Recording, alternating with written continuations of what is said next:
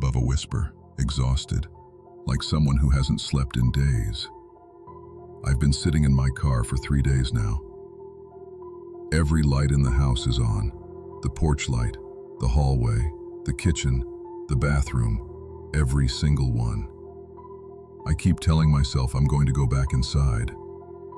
But every time I reach for the door handle, I think about the closet. But something underneath it hasn't fully unwound. I moved into the Victorian on Mercer Street last October. 3 bedrooms, high ceilings, original hardwood floors.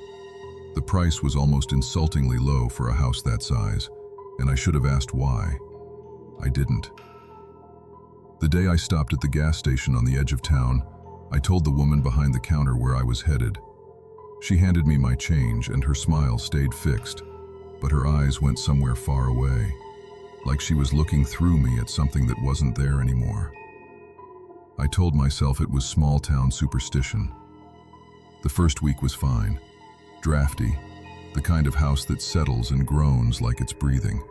Old bones in cold weather, I told myself. Then I found the floorboard. I was unpacking the second bedroom when I noticed one section of the floor looked wrong.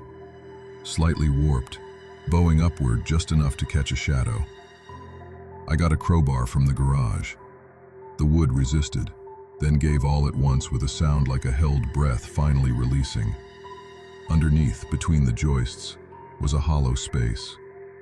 And inside the hollow space was a wooden box, sealed with a corroded brass latch gone green with age. 7 cassette tapes, each labeled in the same crabbed handwriting. Not titles, not names, just dates. The earliest was March 1987. The most recent was September 2003. I Googled the house that night. The previous owner's name was Harold Vess. He had lived here for 22 years, and in September 2003, the same month as the last tape, Harold Vess disappeared without explanation. Car still in the driveway, belongings untouched, bank accounts never accessed again. Simply gone. This is where the psychological addiction begins. Curious, compelled. I found an old tape player in one of the unpacked boxes. I told myself I was just going to listen for a few minutes. Dark, knowing. I always tell myself that. The first tape was mostly static, but underneath, barely audible, was a man's voice. Counting. Just numbers, 1 through 10, then starting over. Over and over in a rhythm that felt almost like breathing. Like something involuntary. Like a man using numbers to hold something at bay. I sat in that dark room and listened to Harold Vess count to 10 for almost 40 minutes. And here is the thing I have the most trouble explaining. It wasn't boring. It was the opposite of boring. Like watching someone stand at the edge of something very high. You don't want to look, but you can't look away. Around the 40-minute mark, the counting stopped. Complete silence in delivery, one phrase at a time. Long silence, the kind that has texture to it. Then Harold's voice, completely calm, like a man reading a weather report. Slow every word down. It's getting closer to the door every night. I move the door. It finds the door. I stop the tape. I looked at my bedroom doors, hallway, closet, bathroom. 3 doors, all closed, all perfectly still. I didn't sleep well that night. Honest, self-aware, but powerless. The next morning, the first thing I thought about was the tapes. Not coffee, not breakfast, not the floorboard I'd torn up and needed to fix. The tapes. I knew, absolutely knew, that listening was making me anxious. I hadn't slept. I'd spent half the night checking doors. The rational thing was to put the tapes in the garage and forget they existed. Quieter, confessional. But there is a thing that happens when you're exposed to something frightening. Something the rational brain doesn't control. You need to know what happens next. Not want, need. Like your nervous system has decided that resolving the fear matters more than avoiding it. I picked up tape 2 before I'd even made my coffee. Tape 2 was Harold's voice, compressed and smaller, like a man deciding to take up as little space in the world as possible. He was cataloging the doors in the house, all of them. How many, where they were, which ones led outside. He had counted 23 doors in this house. I counted mine that afternoon. 23. Tighter, the dread building steadily like water rising. By tape 3, I had developed a ritual. Coffee first, kitchen table, press play, listen until I couldn't, stop, check the doors, come back. I told myself the ritual meant I was in control. It wasn't control. It was just a story I was telling myself so I could keep listening. Tape 3 was recorded in my kitchen.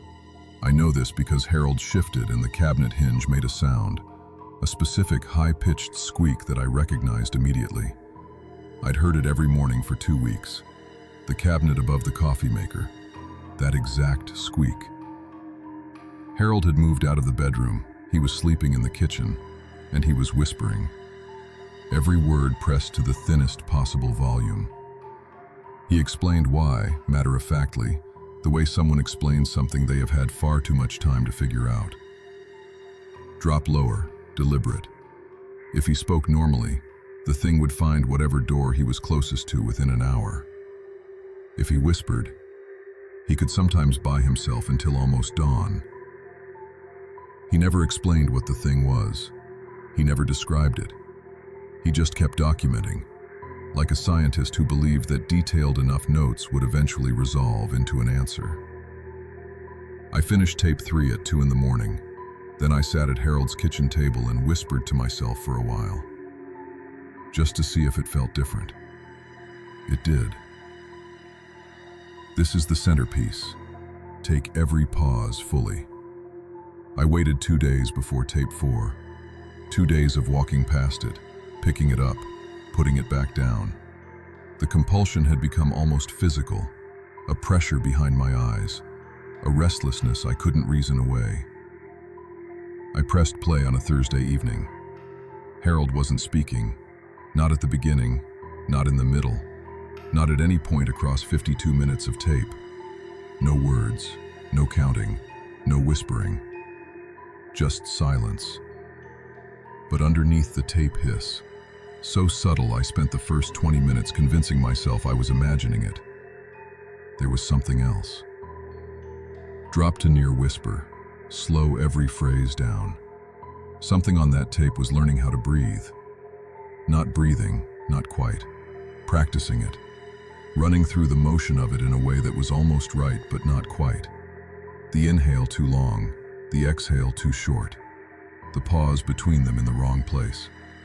Like something that had observed breathing from the outside and was now attempting to replicate it from memory. Getting the rhythm slightly wrong in a way that made my stomach turn. Flat, still, empty. I sat at the kitchen table until 4 a.m.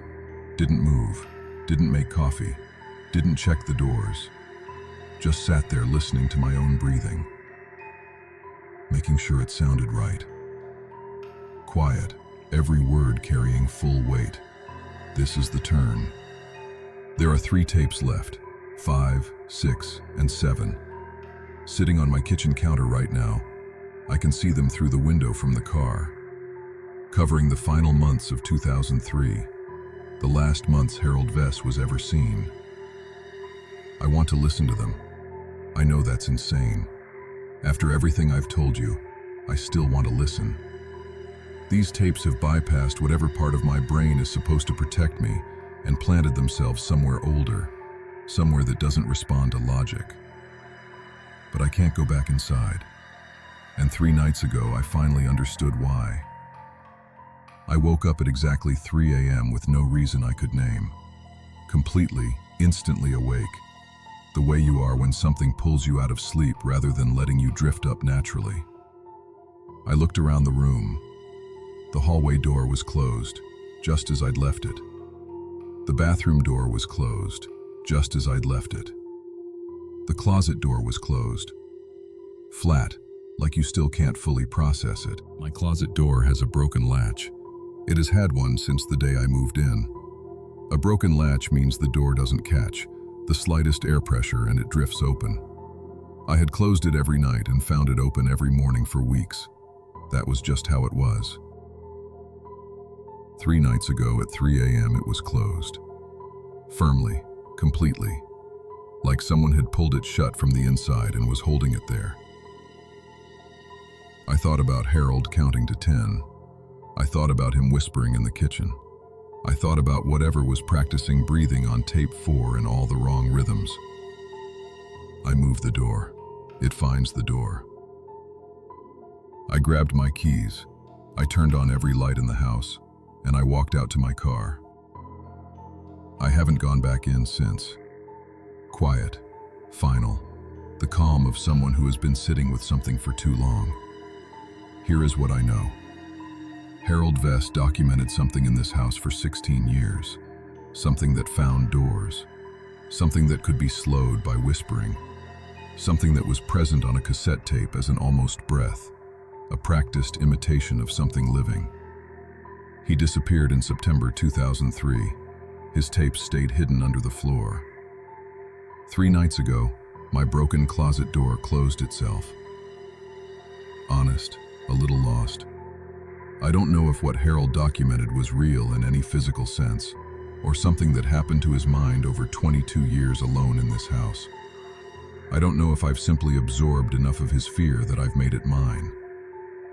What I do know is that my breathing sounds different at night now, more deliberate, like I've become conscious of the mechanics of it in a way I wasn't before. Like something has been paying attention. Clean, devastating. Harold Vest is gone. His tapes are still here. And something in me, something I cannot reason with or argue down, is still telling me I need to hear what's on them. To yourself more than anyone else. Maybe tonight I'll go back inside. So quiet it's barely there. If I do, I'll let you know.